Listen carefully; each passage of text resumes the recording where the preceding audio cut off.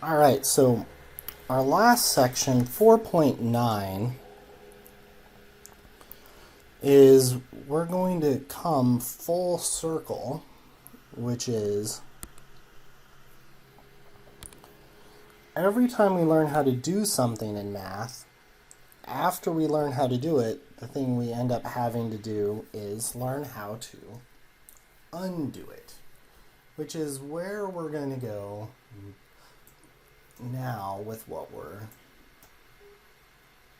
doing. So we've been doing derivatives. So we are now going to talk about antiderivatives, or the inverse or the opposite of doing a derivative. So if we look at this diagram,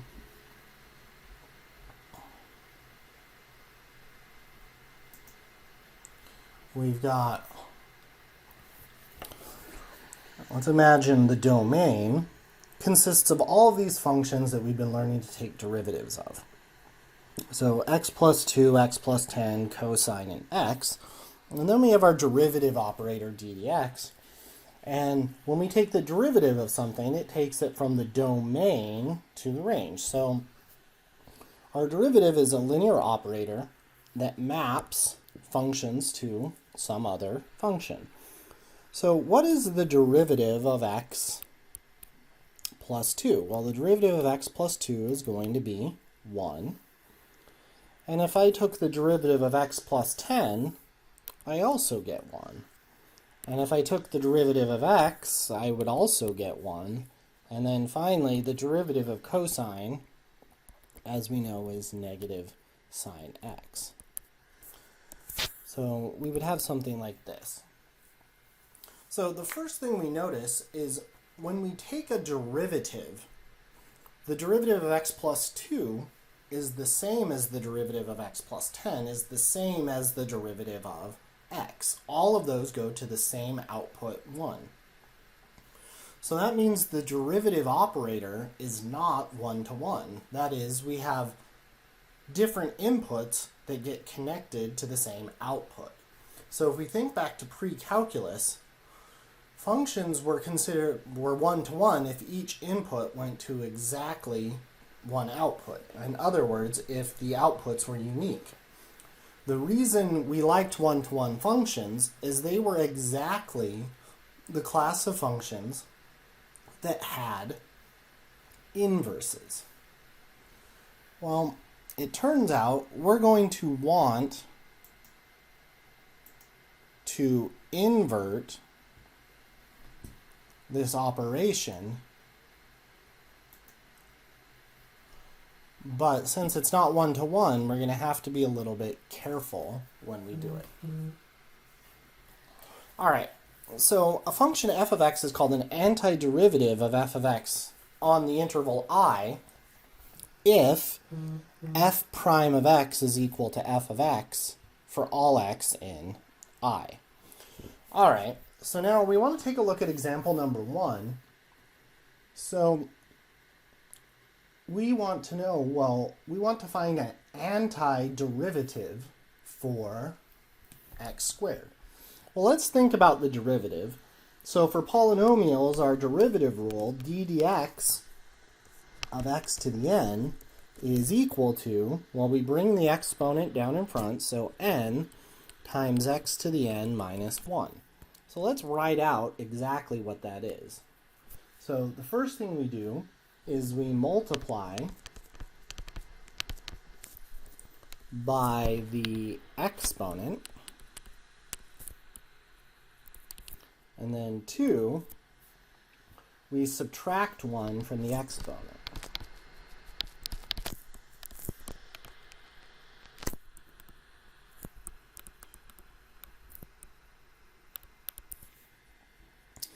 Well, if we want to do the inverse, or the antiderivative of this, so the inverse,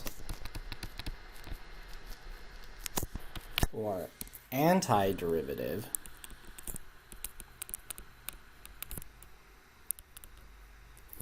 is, well, it's going to be the opposite things in the opposite order. So the new first thing in our list is we need to do the opposite of step 2, which will be our new step 1. So the opposite of subtracting 1 from the exponent is to add 1 to the exponent.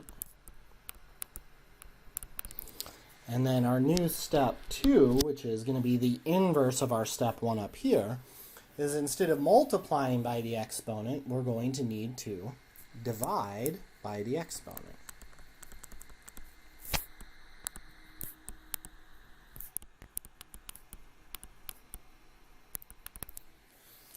So if we want to find the antiderivative then, we're going to add 1 to our exponent, so we're going to get x to the n plus 1, and instead of multiplying by our exponent, we are going to divide by it, and our new exponent was n plus 1. So the antiderivative of x to the n is x to the n plus 1 divided by n plus 1. As we hinted at above, antiderivatives are not unique. We can always add an arbitrary constant. Because the derivative of a constant, if we take the derivative of a constant, the derivative of a constant will always be 0.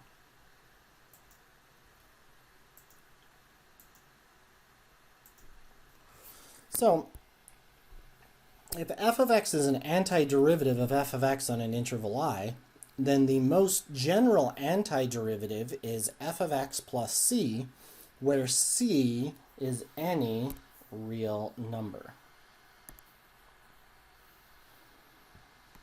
So, same example, example 2, we want to find the antiderivative of x squared.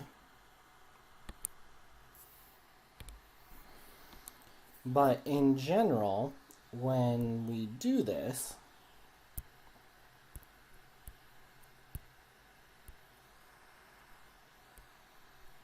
we're going to add 1 to our exponent, so its antiderivative, capital F of x, is going to be 2 plus 1 is 3, so x cubed divided by 3, or 1/3 x cubed plus a constant.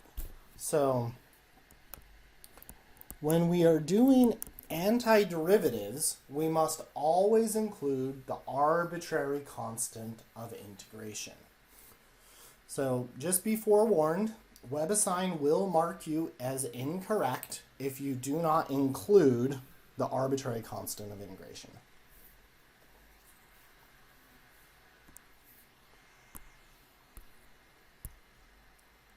All right, so let's take a look at our next example. So example number 3.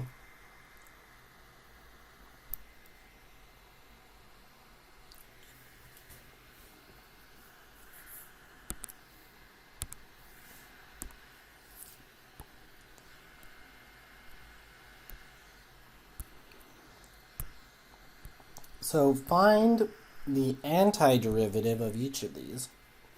So the antiderivative of cosine, so what function do we know has derivative cosine? It's because we're going to go backwards, right? So we know the derivative of sine is cosine, and the derivative of cosine is negative sine.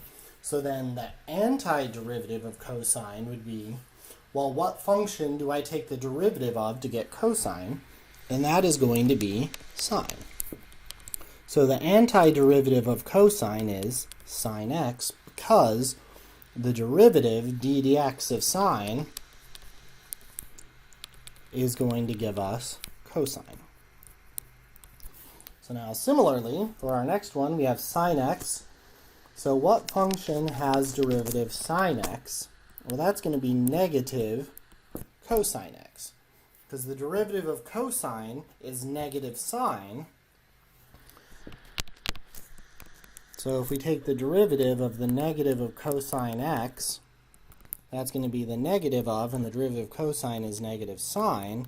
and the negative negative makes it positive, so we would get sine x. So the antiderivative of sine x is negative cosine x. All right, it's now your turn, so go ahead. And this one's super straightforward. What's the antiderivative of e to the x? Well, hint, the derivative of e to the x is e to the x.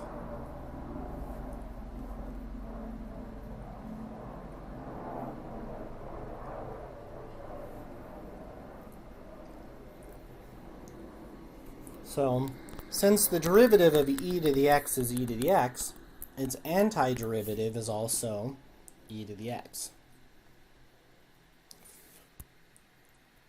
So, lastly, what function do we know has derivative 1 over x?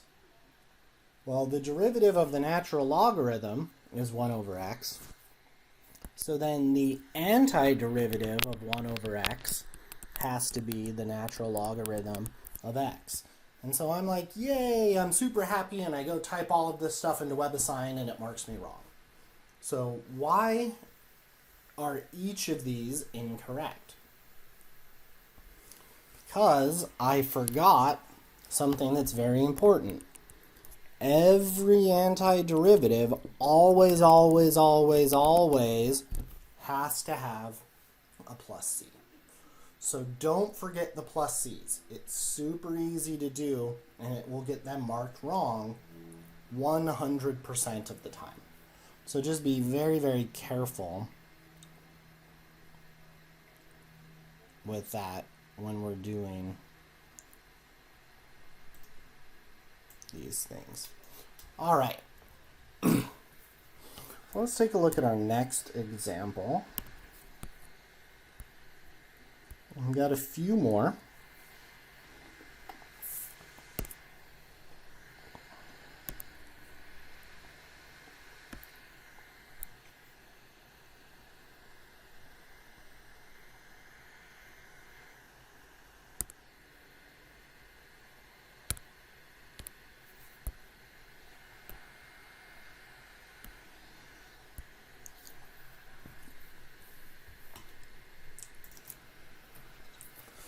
All right, so let's go ahead and find our antiderivative for 1 over 2 square roots of x.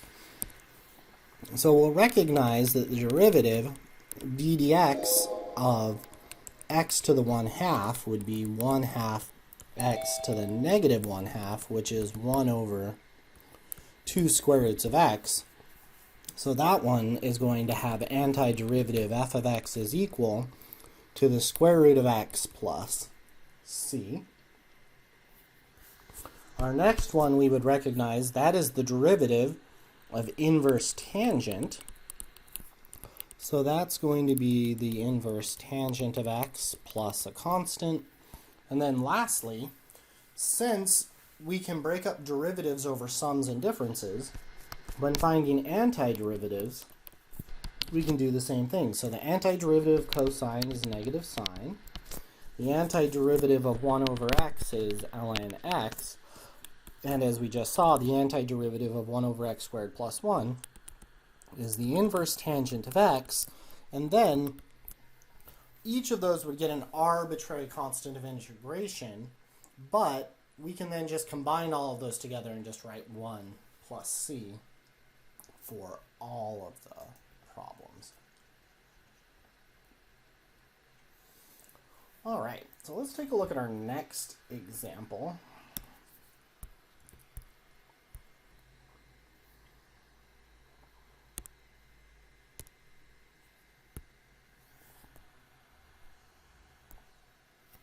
All right, so let's go ahead and find the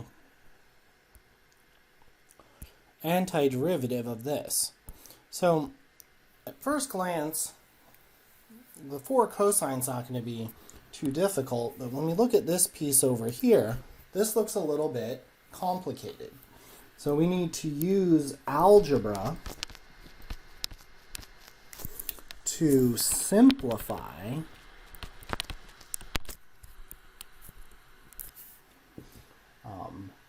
this piece.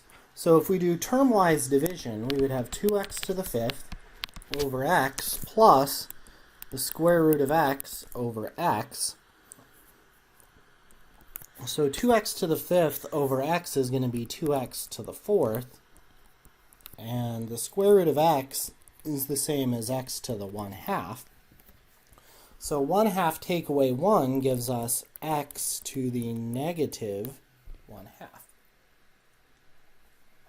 So then putting all of that back in to our original function, we would have f of x is equal to 4 cosine x plus 2x to the 4th plus x to the negative 1/2. So now we can find the antiderivative of each of these pieces separately. So constant multiples of derivatives don't change anything. So constant multiples of antiderivatives don't change anything. And the antiderivative of cosine is going to be sine. And then for our monomial, we had our rule for taking our antiderivative, which was we add 1 to our exponent, and then we're going to divide by it. So we have 2x to the 5th divided by 5. And then we do the same rule here. So we add 1 to negative 1/2. So negative 1/2 plus 1 is positive 1/2. And then we divide by 1/2. And then we don't want to forget our arbitrary constant c. So we get f of x is equal to 4 sine x plus 2/5 x to the 5th. X to the 1/2 is the same as the square root of x, and dividing by a fraction is the same as multiplying by the reciprocal. So dividing by 1/2 is the same as multiplying by 2 square roots of x plus c. And that would be our antiderivative of this. So when we have something that looks a little bit complicated like this, oftentimes we can use some algebra to help us simplify it up before we try to find the antiderivative. So in our class, we're never going to try to use the quotient rule backwards or the product rule backwards. We'll talk about that in Calculus 2 next semester. So for us, we're not going to try to use any of those rules backwards. All right, let's take a look at our next example.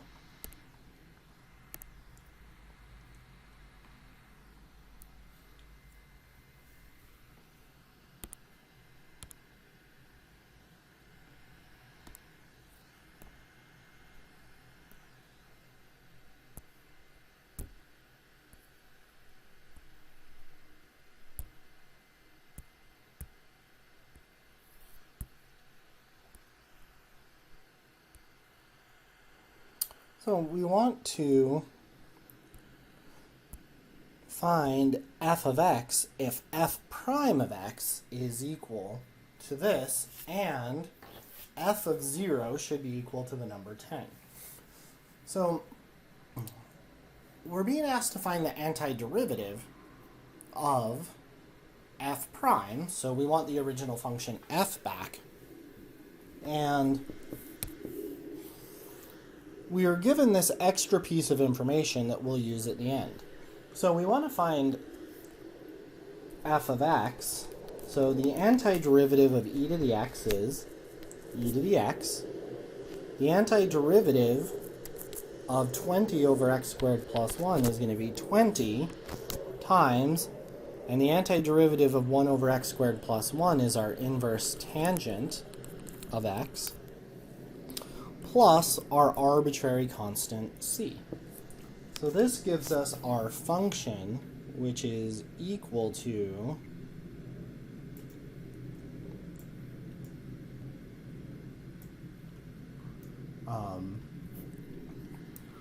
f of x is equal to e to the x plus 20 inverse tangent of x plus c.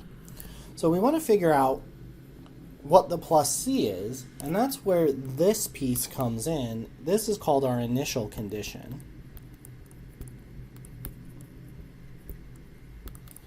And this tells us that when x is equal to 0, our output should be 10. So in other words, if we put in f of 0, we should get out 10. Well, that means everywhere I see an x, I'm going to put in a 0. So that gives me e to the 0 plus 20 times the inverse tangent of 0 plus c. So I get 10 equals e to the 0 is 1. The inverse tangent of 0 is 0, so plus 20 times 0 plus c. And 20 times 0 is 0. So after all of that, we get 10 equals 1 plus c. When we minus 1, we minus 1. And that gives us c has to be 9. So then I can take that c value and put it back in to our antiderivative. And we have f of x is equal to e to the x plus 20 times the inverse tangent of x plus 9. So if we're given an initial condition, we can use the initial condition to find the value of c.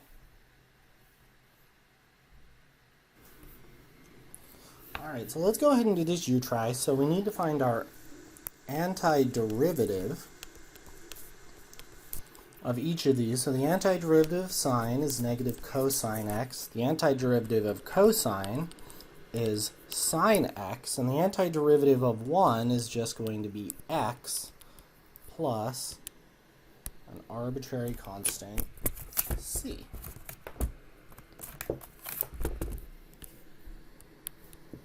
So then,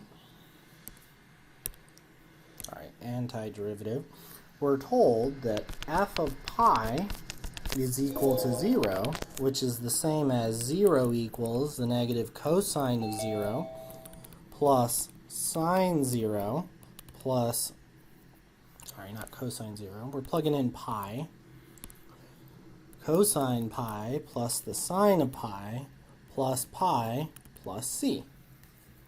So now we simplify that. The cosine of pi is negative 1, so a negative negative 1 is positive 1. Sine of 0 is 0, plus pi gives us plus c. And then we solve this equation for c by minusing pi, minusing 1, and minusing 1. So we get c is equal to negative pi, take away 1.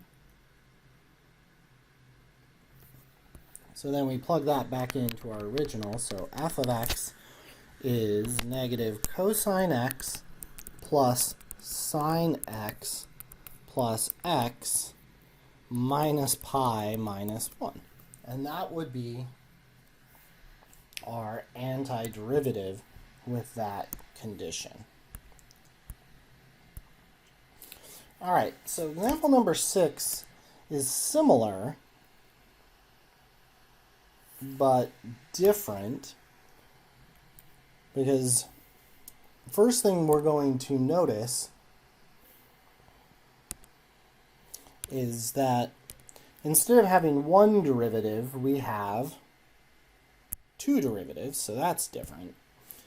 And the second thing is we have two conditions. So in general, we can have as many conditions to help us uniquely determine constants as we have derivatives. Because each time we do an antiderivative, we're going to get a new constant, a new arbitrary constant. So in this case, we're going to need two conditions to help us determine these two constants. So the antiderivative of f double prime is going to be f prime, and the antiderivative of x is going to be 1/2 x squared plus the antiderivative of sine is going to be, I wrote plus, but the antiderivative of sine is negative cosine, so minus cosine x plus an arbitrary constant. We weren't given any information about f prime, we were only given information about the function f. So we have to do another antiderivative. So f of x, so we add 1 to our exponent again, so 2 plus 1 is 3, and then we divide by 3. So that gives us 1/6 x cubed. The antiderivative of cosine is going to be negative sine, plus the antiderivative of a constant is going to be c times x, because the derivative of c times x is going to give us c, plus another arbitrary constant, so I'm going to go plus d. So that is our antiderivative, and now we have these two conditions. So our first condition says that f of 0 is equal to 10. Well, that says 10 is equal to 1/6 times 0 cubed minus sine of 0 plus c times 0 plus d. Well, 0 times anything is 0, so that's 0, that's 0, and that's 0. So this gives us that d is equal to 10. So then we would have f of x is equal to 1/6 x cubed minus sine x plus cx plus 10. We have our other condition, which was that f of pi was equal to 5. So f of pi is equal to 5 would give us 5 is equal to 1/6 pi cubed minus the sine of pi plus c times pi plus 10. So in this one, the sine of pi is 0, and that leaves us with the equation 5 equals pi cubed over 6 plus c times pi plus 10. And we need to solve that equation for the variable c. So we're going to minus 10, and minus pi cubed over 6, and minus pi cubed over 6. And that gives us negative 5 minus pi cubed over 6 is equal to c times pi. So then we divide everything by pi. And finally, that gives us c is equal to negative 5 divided by pi minus, and we make pi over 1, multiply by the reciprocal, so one of our pi's reduce out, and we get pi squared all over 6. So then our c value is negative 5 over pi minus pi squared over 6, and we plug that back in. So we finally get f of x is equal to 1/6 x cubed minus sine x plus, and then we have negative 5 over pi minus pi squared over 6, that's x, plus our 10.